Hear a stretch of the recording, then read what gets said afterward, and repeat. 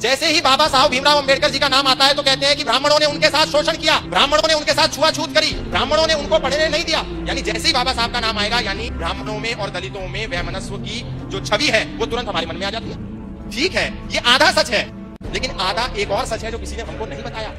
बाबा साहब भीमराव अंबेडकर दलित थे, लेकिन अंबेडकर टाइटल एक ब्राह्मण टाइटल है। ये टाइटल बाबा साहब भीमराव अंबेडकर को किसने दिया?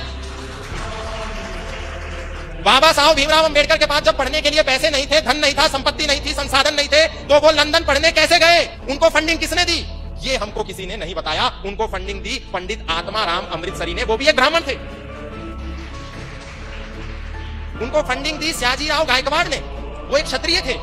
उनको फंडिंग दी छत्रपति शाहू महाराज ने। जब उन्होंने वहां से लौटने के बाद सोचा कि मैं अपना एक अखबार निकालता हूं, तो उसका नाम था मूक नायक, लेकिन अखबार को निकालने के लिए पैसा नहीं था। किसने पैसा दिया? छत्रपति शाहू महाराज ने दिया। अखबार को निकालने के लिए अनुभव नहीं था। उसका पहला संपादक कौन बना? पंडित आत्माराम अमृतसरी बने, ब्राह्मण थे। लेकिन हमें नहीं बताया गया भीमराव अंबेडकर जी को अंबेडकर टाइटल, ब्राह्मण का सरनेम किसने दिया? उनके ही एक टीचर ने दिया जो कि ब्राह्मण थे।